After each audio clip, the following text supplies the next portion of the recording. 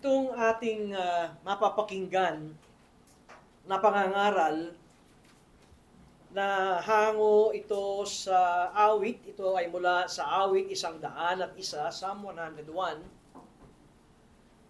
ay mayroong pangangaral si Martin Luther. Katunayan, kung tama ang aking memorya, dito sa kabanatang ito ay mayroon siyang 18 pahina sa kanyang sermon dito lamang sa kabanatang 101 mula sa Aklat ng Awit. Dahil ang kanyang binigyan ng tuon ay ang mga namumuno sa pamahalaan ay makitaan ng pamumuhay ng mayroong katuwiran at mayroong hustisya. Kung kaya't kanyang itong binigyan ng pansin dahil nakita ni Martin Luther na ang isang bansa upang ito ay mamuhay ng may kapayapaan at ito ay umunlad, ay kinakailangan na mga pamunuan ay huwag humiwalay sa Diyos. Na naroong ang kalooban ng Diyos ang makita sa kanilang mga buhay na mga hari, na mga pinuno ng bansa, at gayon din ay magpakita ng hustisya sa kanilang sinasakupang mga tao. Kaya't ito ay naaangkop hindi lamang sa mga hari, kundi sa lahat ng mga nasa may otoridad.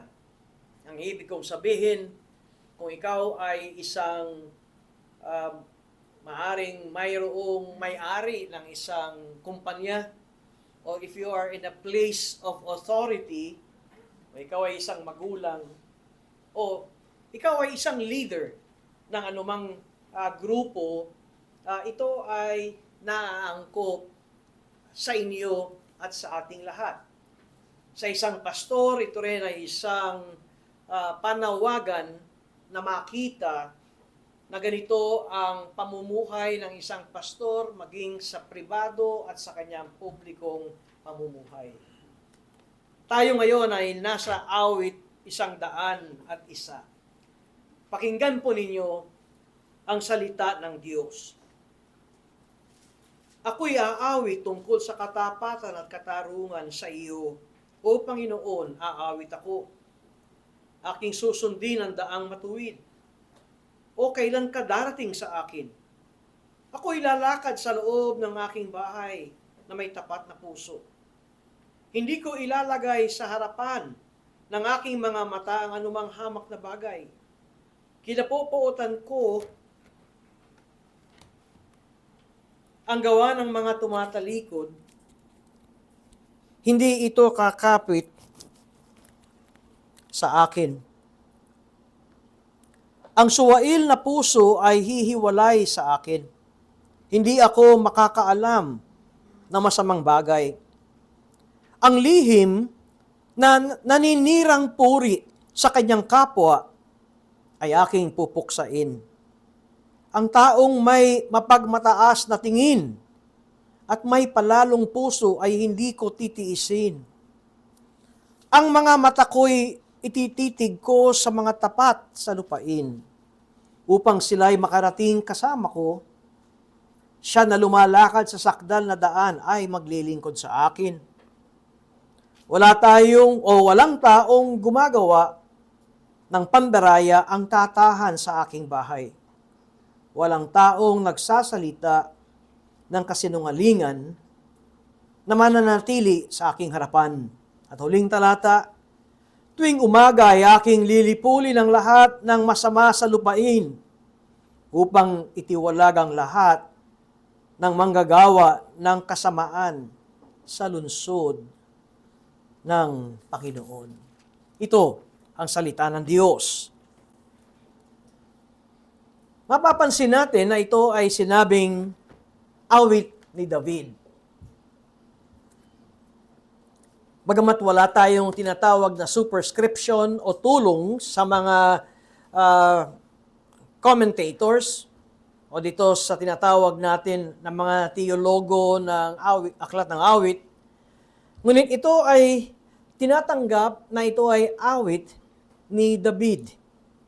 Kung kaya't ito ay katha ni David. Katunayan, kung mababasa natin ang buong 150 chapters ng Aklat ng Awit, napakaraming sinulat ni David dito sa Book of Psalms. Kung tama ang aking bilang, ay mayroong 78 chapters ang sinulat ni David.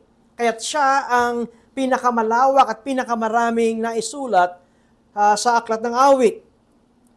At nabanggit ko sa aking panimulang pananalita, ay kaniyang ibinibigay ang kanyang naisin bilang hari kung papaano niya pagharian ang kanyang kaharian at kung papaano niya italaga ang kaniyang sarili upang kanyang matupad ang mga katangiang ito. Makikita natin sa kabanatang ito na naroon ang kanyang tinatawag na commitment. Naroon yung kanyang tinatawag na pagbabantay sa kanyang mga naisin gawin. Or marahil, ang tawag dito ay mga resolution. Malapit na naman matapos ang taon. Palagay ko, narinig na naman ninyo sa mga malls yung mga Christmas carols. Kapag narinig nyo na yan, si Jose Marichan, alam na natin na nasa bare months na tayo. At kay bilis ng talagang panahon. Oo nga. At ito ang mga huling araw ng September, October na. Ilang araw na lamang. At pagkatapos November, December. At hindi ko alam kung ginagawa pa rin ng mga teachers sa kanilang mga grade school pupils na bago matapos ang taon ay meron silang assignment, New Year's resolution. Nung ako'y grade school, parang ganun yung aming assignment. Di nawawala yun. Hindi ko alam kung matatandaan pa ng ating diakono yan na pagkatapos isasubmit yan sa teacher at meron kayo kadalasan parang 10 New Year's resolution. Ito ay ang ibig sabihin na gusto mong gawin at makita sa buhay mo pagpasok ng bagong taon. Ito ang ating binasa ng awit 101 ay maaring masabi ko na isang resolusyon ni David ng kanyang panahon na nang siya ay hari. Kaya nga pamagat ng aking sermon is a godly resolution, a psalm of godly resolution. Isang kilalang Amerikanong mangangaral, American revivalist preacher, philosopher, at siya rin ay isang congregationalist theologian na walang iba, kundi si Jonathan Edwards, ay gumawa ng resolution sa kanyang murang isipan at an early age ay gumawa siya ng 70 na New Year's, o hindi New Year's resolution, kundi the 70 resolutions na ginawa ni Jonathan Edwards. Ito ay kanyang sinulat sa kanyang journal. Hanggang ngayon ay mababasa nyo ito. I-try nyong i-google at narong inyong i-type 70 resolutions ni Jonathan Edwards at yan ay lalabas. At sinabi ni Jonathan Edwards sa kanyang journal na ito ay kanyang laging babasahin. Hindi katulad ng mga grade school namin, matapos kaming gumawa ng New Year's resolution, pag sinabit sa teacher yun, wala na yun. Assignment lang yun eh. Hindi yung binabasa. Pero si Jonathan Edwards ay nagsabing doon sa journal niya na to remember to read over these resolutions once a week. Bawat linggo ay binabasa niya itong 70 na kanyang nais na makita at gawin sa kanyang buhay. At ang simulain ng kanyang resolution na ito ay kanyang sinabi na ganito, being sensible that I am unable to do anything without God's help, I do humbly entreat Him by His grace to enable me to keep these resolutions so far as they are agreeable to His will for Christ's sake. Nakita nyo, sinasabi ni Jonathan Edwards Ito ang gusto kong makita at gawin sa aking buhay, ngunit kinakailangan ko ang tulong at biyaya ng Diyos. Dahil kung wala ang Diyos, itong resolution na ito ay maaring isa lamang sulat sa kapirasong papel o sa journal. Ilan ba't beses tayong nangako na sinasabi natin, ito ang gusto kong makita sa buhay ko. Bilang anak ng Diyos, ito ang aking susundin. Ito ang aking tatahakin. At pagkatapos ay hindi natin ito magawa. Marahil ay mayroong tayong kulang sa paggawa ng ating resolution na isantabi ang Diyos. At pilit nating sikapin na tayo ang gagawa nito. Balik tayo sa buhay ni David. Makikita natin na sinabi ni David na siya'y aawit tungkol sa katapatan at katarungan. Ang ibig sabihin, ang laman ng awitin ni David ay patungkol sa katapatan at patungkol sa katarungan.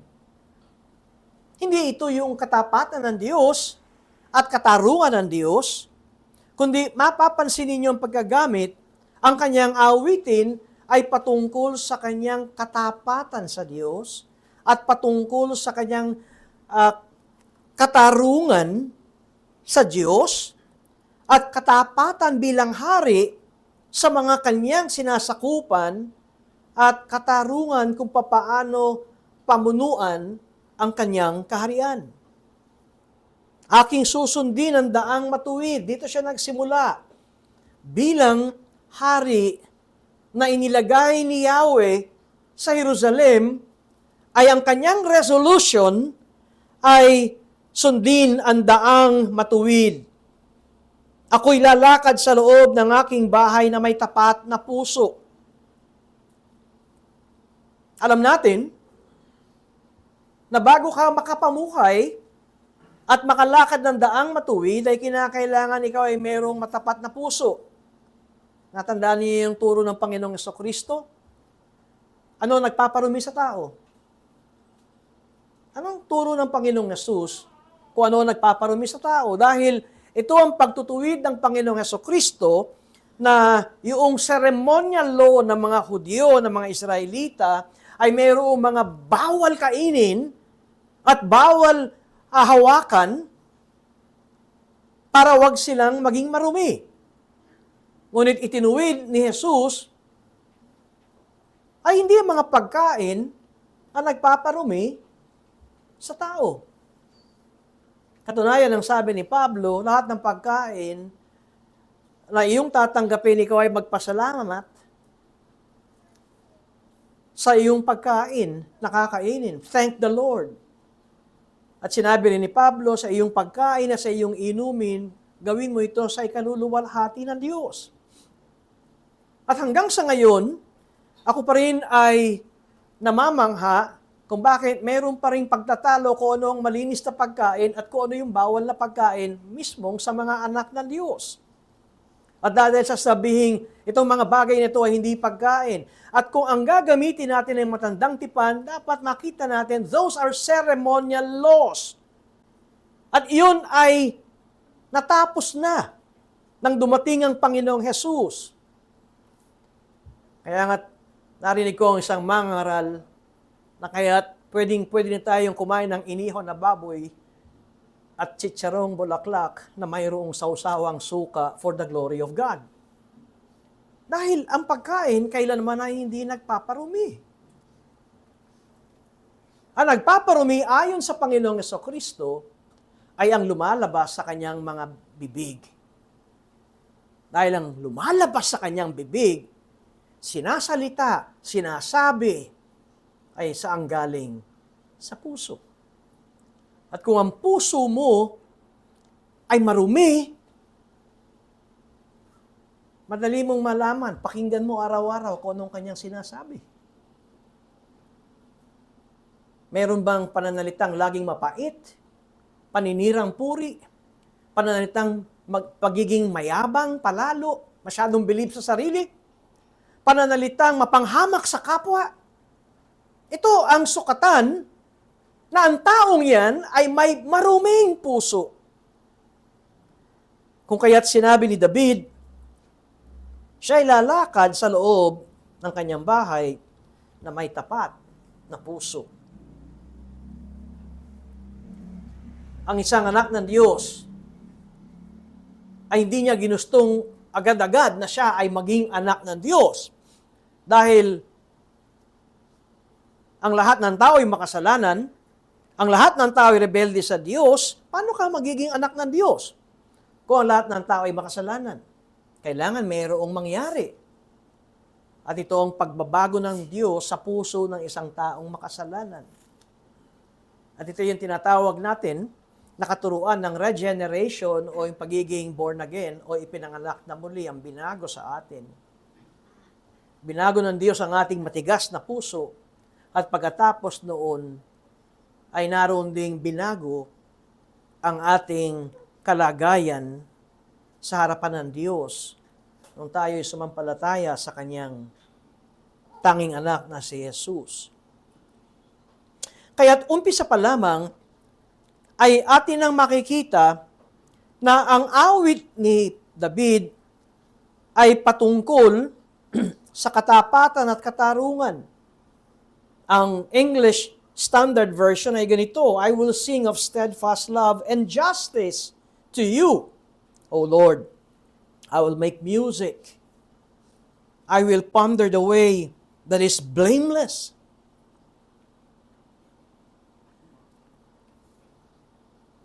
Magandang makita natin ang dalawang bagay na ito. The justice and the mercy. Itong magandang katangiang ito.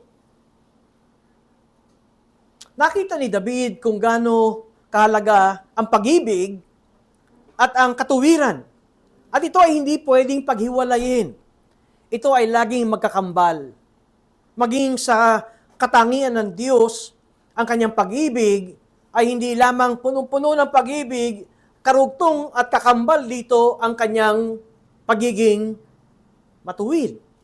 And so the steadfast love of the Lord and the justice of God ay kinakailangan magsama. At ito sinasabi ni David sa kanyang paghahari na naroon ang pagiging maawain, mapagmahal, pero nandun din ang kinakailangan na siya ay matuwid. Bakit ko sinasabi ang mga bagay na ito? Dahil ang dalawang ito, ang pag-ibig o ang pagiging maawain o mahabagin at ang pagiging makatarungan ay nagbabantayan sa isa't isa. Ang ibig kong sabihin, una, justice checks love. Ang pagiging makatarungan, ito ang bumabantay at bumabalanse sa pag-ibig. Bakit ko sinabing ito ay bumabantay at bumabalanse sa pag-ibig? Sapagkat, kung ikaw ay punong-puno ng pag-ibig, ay maaari kang mapagsamantalahan. Ang isang taong maawain ay maaring mapagsamantalahan. Nakita niyo yung point ko? Kung maawain lang siya ng maawain at maawain, at tuwing lalapit sa kanya ay bigay siya ng bigay, at itong mga taong ito ay nagkukunwari na lamang at nagsisinungaling, pero dahil siya ay maawain, magaling umarte ang mga taong lumalapit sa kanya, edi bigay lang siya ng bigay. Kaya nga dito kay David, bilang hari, ay kanyang sinasabing ang pagiging maawain at mapagmahal ay kinakailangan may kakambal na pagiging makatarungan. And so justice checks love, and love checks just judgment. Dahil, kung ikaw naman ay laging makatarungan at righteous at nandun ang hustisya, ang laging gusto mong mangyari, baka naman sumobra ang iyong pagiging hustisya at laging bagsak pa ng parusa, ng parusa, ng parusa, nagkamali, parusa, nagkamali, parusa. Nakita niyo yung point ng love and justice, sila ay nagbabantayan sa isa't isa. Kung panay justice ang iyong naisin, ay may tendency ikaw ay maging malupit o maging malupit. At ito ay makakapahamak at makakapanakit. At kung ikaw naman ay punong-puno ng pag-ibig at maawain, at yun lamang, ay kandidato kang aabusuhin ka ng mga mapagkunwaring mga tao. And so they have to be together. Dapat silang magkasama. Ngunit marahil ang isang nakakagulat dito, bago sinabi ito ni David, ay meron siyang nabanggit doon sa verse 1, ako'y aawit tungkol sa katapatan at katarungan sa iyo. O Panginoon, aawit ako. Aking susundin ang daang matuwid. At pagkatapos ay meron siyang sinabi, o kailan ka darating sa akin? Kailan ka darating sa akin? Sa Old Testament, ang makikita natin lagi ay, lalo sa Book of Psalms, ang mga Israelita ay lumalapit sa Diyos sa pamamagitan ng pagpunta nila sa Jerusalem. Meron kayong marinig na mga awit ng pag-ahon, o awit, the Song of Ascent. Ito ay awit ng mga Israelitang paglalakbay patungo sa Jerusalem dahil ang Jerusalem sa Matandang Tipan ay meron silang sineselebrate na mga feast, mga mahalagang araw na sila ay pupunta sa Jerusalem para sumamba. Bakit sa Jerusalem? Dahil doon ang templo ng Diyos. At doon nananahan si Yahweh sa Jerusalem. Kaya't sila ay pumupunta sa Jerusalem, ang tao ay pumupunta sa Jerusalem upang sumamba.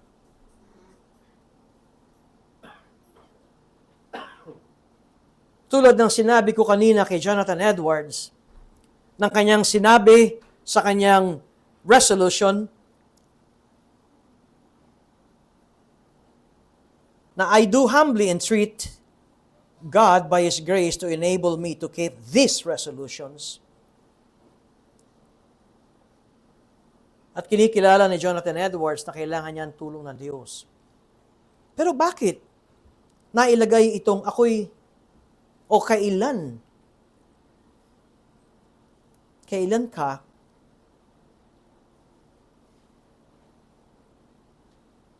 darating sa akin? Natatandaan ko na may pangyayari sa buhay ni David nung siya ay batang hari pa lamang, na sa kanyang naisin na madala ang kaba ng tipan sa Jerusalem. Matatandaan nyo ito. Kung bakit ito ang aking naalala, ay dahil mayroong winika si David na kanyang naisin ng kanyang tanong, at ito ay nasa may 1 o 2 Samuel chapter 6 verses 1 to 11, na nagkaroon siya ng attempt na dalhin ang Ark of the Covenant sa Jerusalem, at ito ay kanyang kinuha sa tahanan ni Abinadab at inilagay ang karwahe o inilagay ang kaba ng tipan sa karwahe. At habang nilalakbay o lumalakbay ang karwahe na may karga-kargang yung Ark of the Covenant, yung kahon, na kung saan nandun ang utos ng Diyos, tungkod ni Aaron, at nandoon ang mana. At habang lumalakbay ang karwahe, ay umaawit sila. Nandun yung kanilang papuri sa Diyos. At meron silang tambourine, meron silang lira, merong cymbals. Kaya't makikita ninyo na habang lumalakbay ang karwahe, meron silang joyful praises sa ating Panginoon. At pagkatapos ay natisod itong baka. At mayroong isang lalaki ng pangalan ay Uza At sino itong si Uza? Anak ito ni Abinadab. Ngayon, matandaan natin na ang Ark of the Covenant o kaban ng tipan, yung kahon ng tipan, ay nasa bahay ni Abinadab. At sumama itong si Uza na maihatid ang kahon na ito ng tipan o kaban ng tipan sa Jerusalem. At nung natalisod ang baka at upang uwag malaglag ang kahon o ang kaban ng tipan, anong ginawa ni Uza? Inunat niya ang kanyang kamay para alalayan itong Ark of the Covenant na ito o kahon ng tipan sa naisin niya makatulong. O wag bumagsak ang Ark of the Covenant. Alam natin ang kwento. Doon mismo namatay itong si Uza. Pinatay siya ng Diyos. Bakit ko kinikwento ang mga bagay na ito? Sa isang punto, alam niyo, hindi yun, basta na lamang tayo umawit para sa Diyos, okay na. Isang aral na makikita natin dito ay mayroong mali sa pamamaraan ng pagdala ng kahon ng tipan. Una-unas, sa panahon ni Moises, kaya nga yung box na yon ay merong 4 na singsing upang yan ay bitbitin ng mga Levita. Bakit bibitbitin? Walang sino man pwedeng humawak doon. At pagkatapos, inilagay sa karwahe ng baka, mali na rin. Mali ang pamamaraan ng pagkarga. Ipinapakita ng Diyos na siya ay seryoso sa kanyang presensya. Kung fast forward natin ngayon under the new covenant, itong ganitong pagtitipon ay isang banal na pagtitipon. Kung ba't tinatawag nating banal na pagtitipon? Dahil ang presensya ng Diyos ay nasa ating kalagitnaan. Hindi naman kinakailangan libo-libo o laksa-laksa mga tao ang pumulong. Ang sabi ni Jesus, 2 o 3 lamang na nakakatipon sa kanyang ngalan. Si Jesus ay nasa kanyang kalagitnaan. Gaano ka-importante sa atin ang pagsamba sa Diyos? Importante dahil si Jesus ay nasa ating kalagitnaan. Kung kaya't importante rin na talaga nagpapahinga tayo ng Sabado upang hindi tayo tulog ng araw ng Panginoon. Talagang binibigyan natin ng panahon na ipahinga ang ating pisikal na katawan. At naalala ko minsan, nung bago itong air conditioning unit natin, mahabang panahon na, may dumadalo rito. Pinansin ko, kapatid, ba't ka ba laging tulog kapag samba? Sarap ang lamig kasi. Dito libre aircon, sa amin wala. Mali ang intindi ng kanilang pagsamba.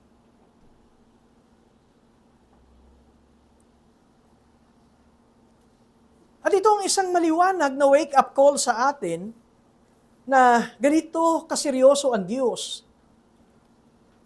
sa kanyang presensya.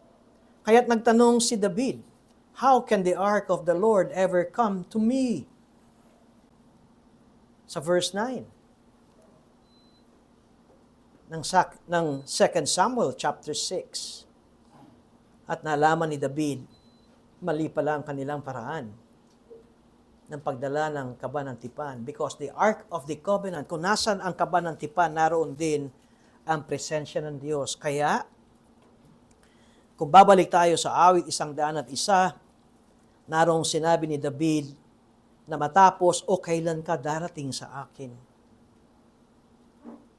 Kinakailangan na si David ay mamuhay na may tapat na puso, na naaayon sa kalooban ng Diyos.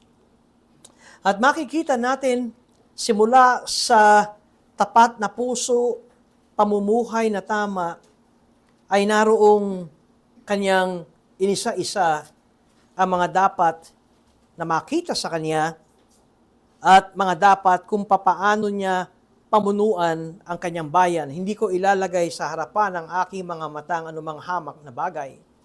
Sa verse 3, kinapupuutan ko ang gawa ng mga tumatalikod. Kung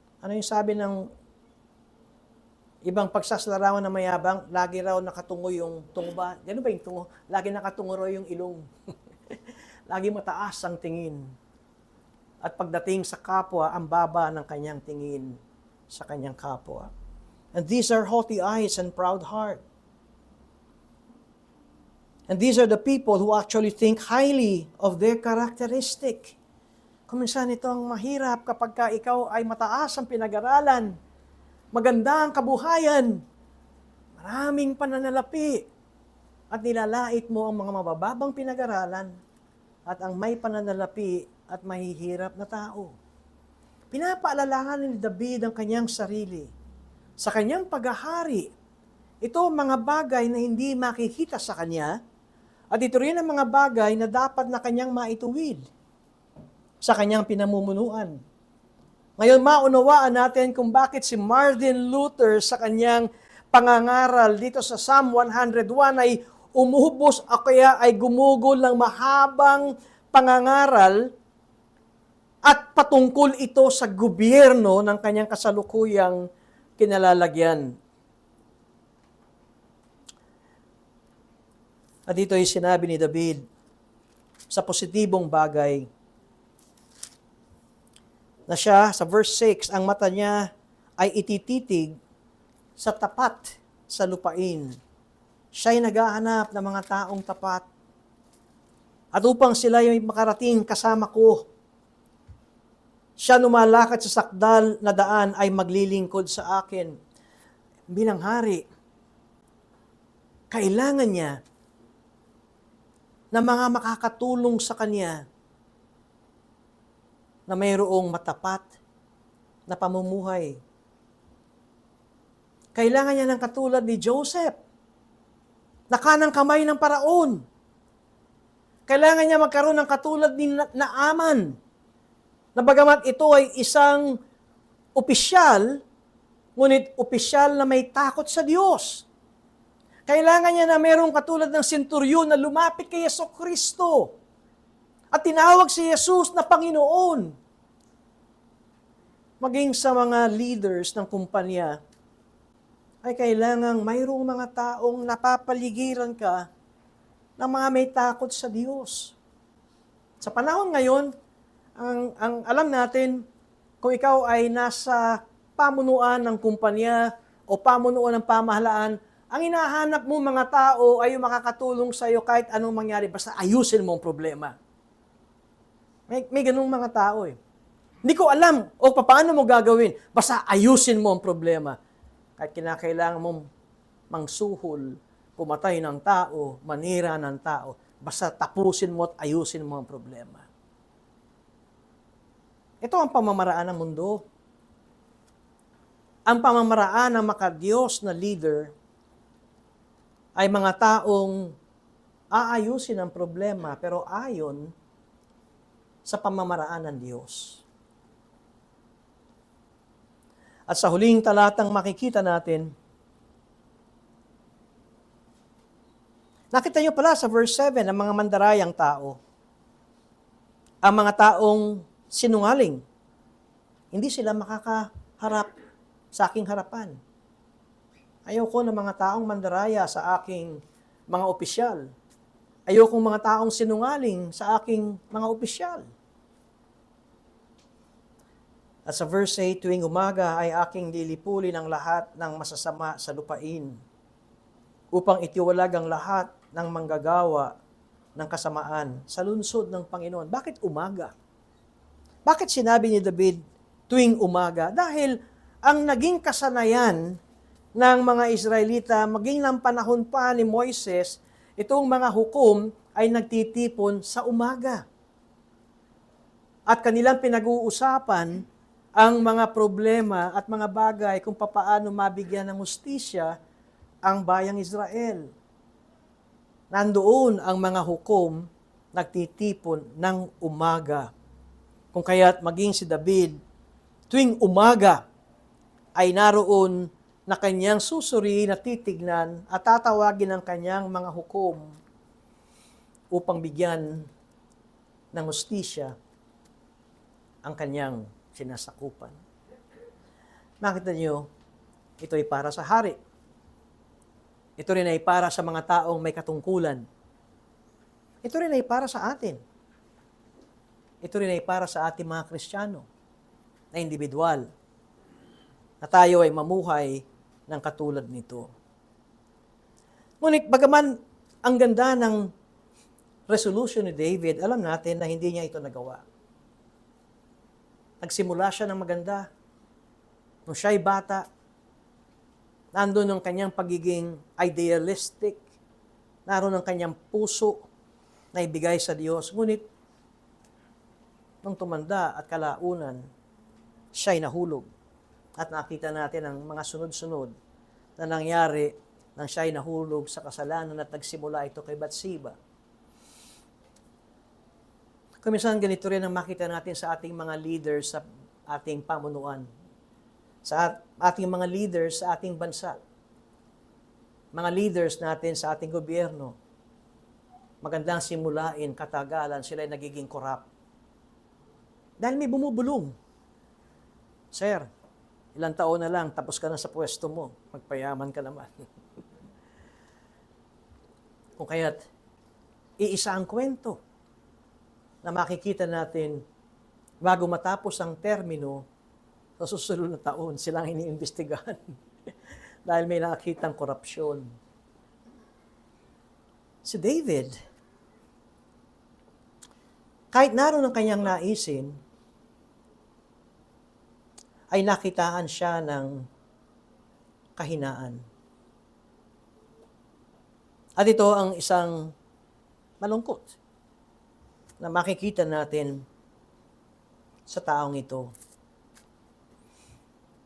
He started well and was mostly moral man.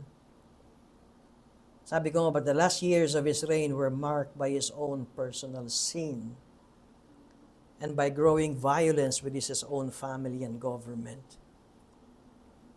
Masama bang hari si David?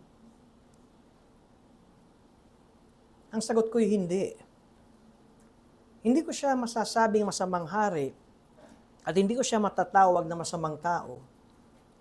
Ngunit ang masasabi ko, siya'y taong mahina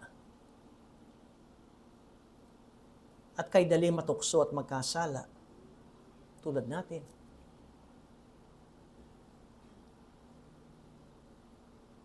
Kailan lamang ay nabulaga tayo sa isang magaling na mangangaral na nahulog sa imoralidad. At napakatagal ng panahon na ito ay kanyang ginagawa. Ngunit siya ang laman ng social media.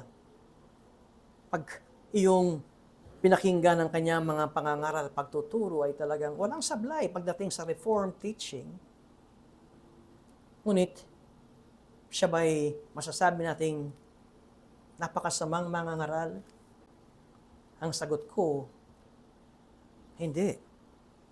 Ngunit siya'y mahina pagdating sa tukso at siya'y naakit at nahulog sa imoralidad. Bakit ganito? Alam niyo, kadalasan, humahanga tayo sa tao. Pagka sinusundan natin itong mga nahuhulog na mga mangangaral, na mga may pangalan o yung tawag nating celebrity preachers, at kapag may nangyari, ay bakit ganito ang tanong natin? O mayroong isang napakagaling na preacher ngayon sa ating panahon na kulang na lang sambahin dahil siya'y isang napakagaling mangaral na pastor, ang paliwanagan ng iba, nakapunta na ba kayo sa church niya? Kapag napunta kayo, hahanga kayo. Dahil talaga ang daming mga tao. At ako'y napaka-blessed na nakita ko siya at nandun ako sa loob ng church niya. Matandaan natin, sa matandang tipan ay may ganyang hari na si Solomon, na maging si Haring o Reynang Sheba ay humanga sa kanya, ngunit nahulog. Karoon ng 1,000 inaasawa o 700 inaasawa at 300 asawa. Paano nangyari ito? Napakagaling mo, Solomon. Binigyan ka ng Diyos ng katalinuhan, ng karunungan. Paano nangyari ito? Dahil siya ay tao rin. At kung pupunta tayo sa bagong tipan, ano sinabi ni Pablo? Bakit kayo nagtatalo? Ikaw kay Pedro, ikaw kay Apolos, ikaw kay Pablo. Salamat, ikaw kay Kristo. Pero anong pagtutuwid ni Pablo sa mga ito? Huwag kayong kumapit sa mga tao. Sila'y mga lingkod lamang ng Panginoong Hesus.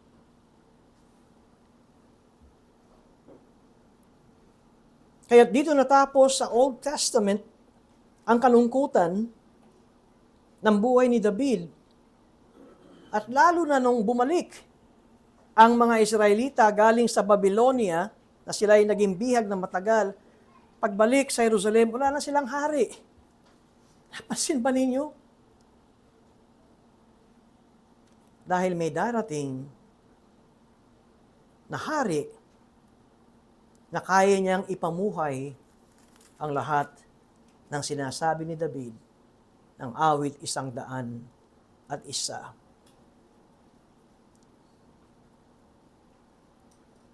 Ang punto ko dito is that no human being, however noble his or her intentions may be, ay makakapamuhay ng perfect standard of righteousness. Ngunit salamat sa Diyos at hindi natapos sa matandang tipan. Mayroon tayong bagong tipan. Mayroon tayong mabuting balita. At mayroong isa na hindi babagsak at magkakasala at makakitaan ng kahinaan. Siya ay walang iba kundi si Jesucristo na siyang tanging anak ng Diyos. At mababasa natin sa Revelations 11. At ito ay mangyayari pa, Apokalipsis 11. At ito ay sa darating pang panahon. At ito ang maririnig na ipinapahayag. Apokalipsis or Revelations 11 verse 15. At hinipan ng ikapitong anghel ang kanyang trumpeta. At nagkaroon ng malalakas na tinig sa langit na nagsasabi, ang kaharian ng sanlibutan ay naging kaharian ng ating Panginoon at ng kanyang Kristo. At siya'y maghahari magpakailan paman. Ang makikita nating failures ng mga earthly kings, mga hari ng mga Israelita, ay lahat ay bumagsak. Ngunit meron isang hari na anak ni David na hindi magkakasala at maghahari ng pangwalang hanggan. The kingdom of this world has become the kingdom of our Lord and of His Christ, and He will reign forever and ever. Ano ang isang napaka-importanting bagay kung bakit narito tayo lagi tuwing araw ng Panginoon? Ano ang isang bagay na gusto kong iwan sa inyo? Kung bakit ang pagsamba sa Diyos ay hindi sapilitan o konsyensyahan. Salamat at may nagfa-follow up. Salamat at may nagte-text. Ba't ka absent nung nakaraang linggo? Ba't ka late nung nakaraang linggo? Bakit di kita nakita nung nakaraang linggo? At pagkatapos ay sasabing, nami-miss ka namin. May konting akbay. Nami-miss ka namin pag wala ka. Pero itong tanong ko, kung mayroong dapat na gumising ng ating puso't ng ating diwa, ay itong pag-ibig o habag at hustisya ng Diyos na ito.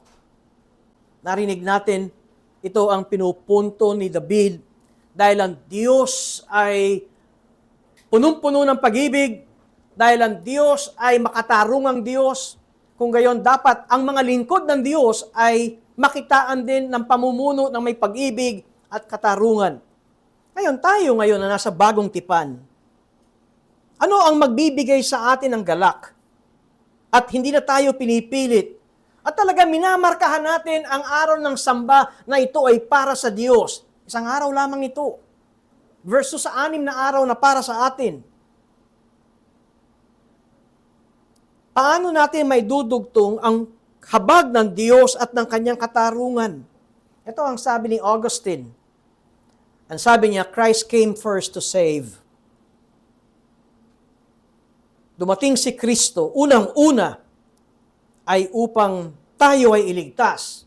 At pagkatapos, tayo ay kanyang hahatulan. Anong punto rito ni Augustine? Tayo naligtas dahil sa habag ng Diyos. Tayo'y naligtas dahil sa pag-ibig ng Diyos. Ang lahat ng mga ligtas ay dahil kinahabagan ng Diyos. Sa kanyang pagbabalik, ang lahat ng nagpabaya sa paanyaya ng Panginoon sa mabuting balita na ikaliligtas ng isang makasalanan, ito'y kanyang tinalikuran. Darating ang araw na kanilang mararanasan ang puot ng Diyos, ang hatol ng Diyos na matuwid, ang hustisya ng Diyos. Kaya tayo ay narito hindi dahil takot tayo sa hatol ng Diyos. Tayo ay kanyang kinahabagan, tayo ay kanyang niligtas. Tayo ay narito sapagkat nauunawaan natin na ang pag-ibig ng Diyos, na ang habag ng Diyos is undeserved. Tayo ay dapat na nasa ilalim ng hatol ng Diyos dahil tayo ay makasalanan. Kung tatapatan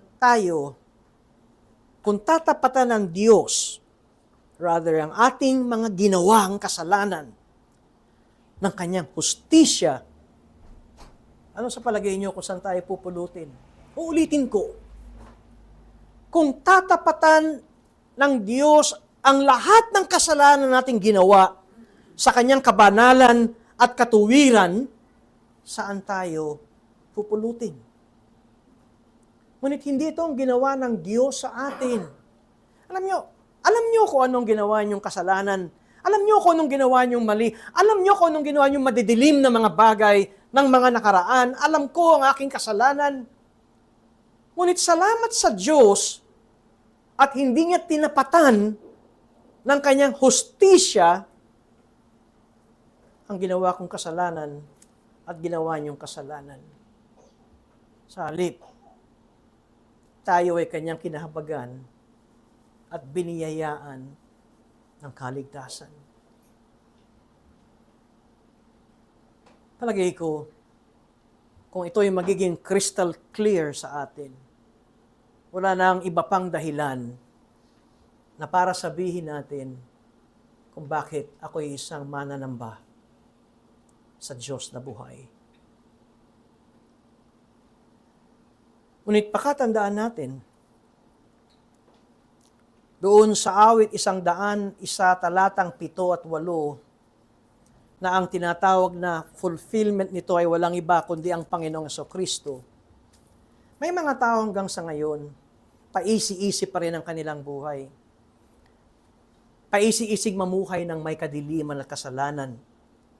Pero sinabi dito sa verse 8 o verse 7 ng Psalm 101, walang taong gumagawa ng pandaraya ang tatahan sa aking bayan. Ngayon, kung ito ay titignan natin sa panahon ni Kristo, hindi ka makapananahan sa bagong Jerusalem. Hindi ka makapananahan sa presensya ng Diyos. Kung ikaw ay mandaraya, walang taong nagsasalita ng kasinungalingan ang mananatili sa aking harapan. Kaya't napansin ninyo, maging ang mga sinungaling ay hindi papapasukin sa paghahari ng Diyos. At sa verse 8, tuwing umaga ay aking lilipulin ng lahat ng masasama sa lupain upang itiwalag ang lahat na manggagawa ng kasamaan. Sa lungsod ng Panginoon ay hindi sila makapapasok. Ang isang napakamalaking kamalian na ginagawa ng mga tao ngayon ay nagpapatuloy na mamuhay sa kasalanan.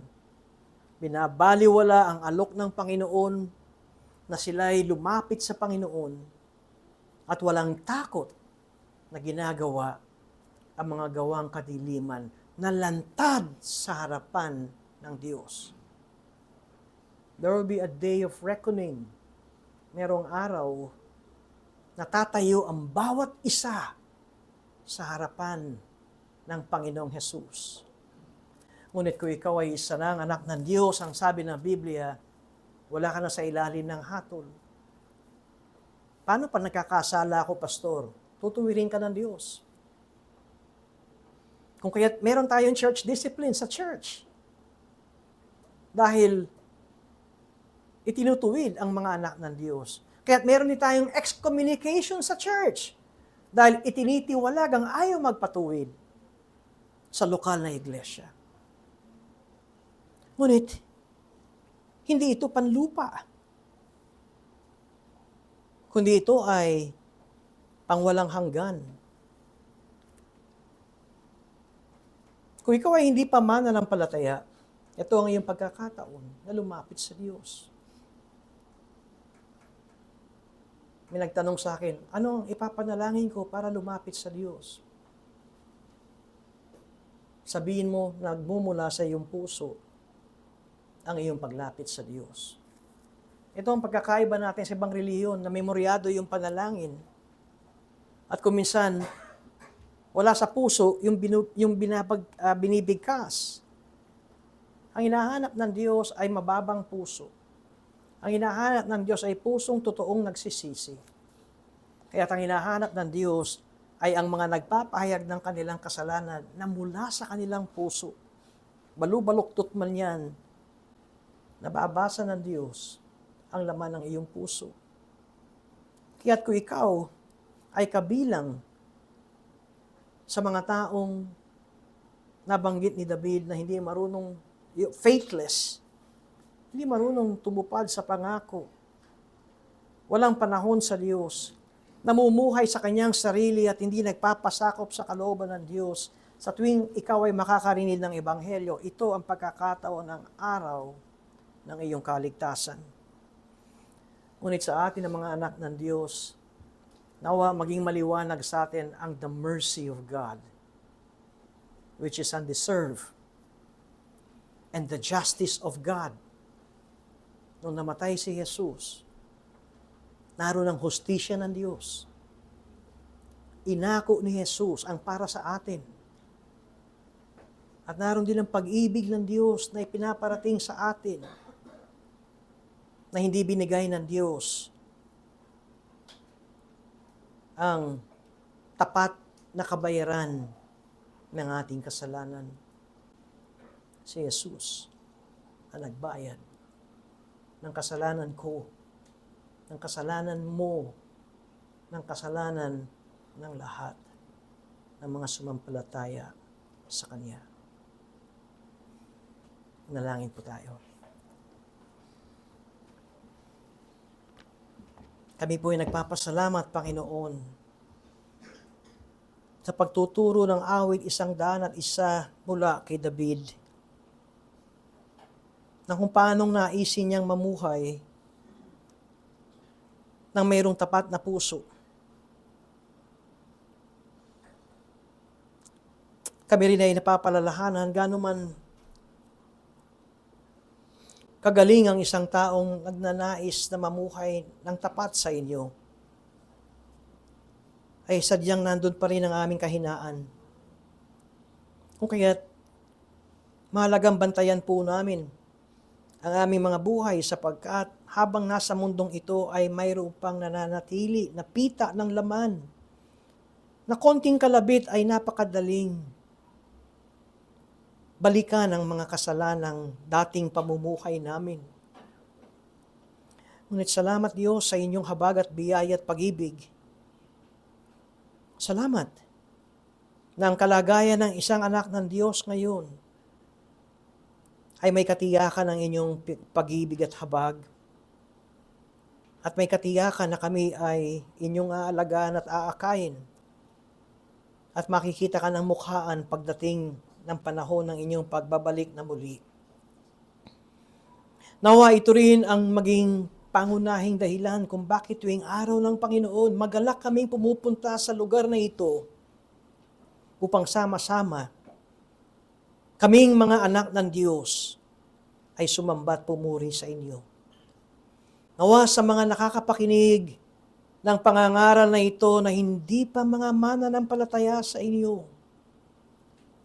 ito ang maging simula ng paglapit nila sa inyo.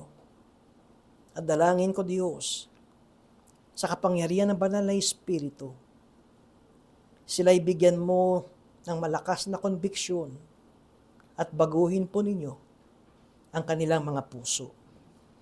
Sa ngalan ni Jesus. Amen.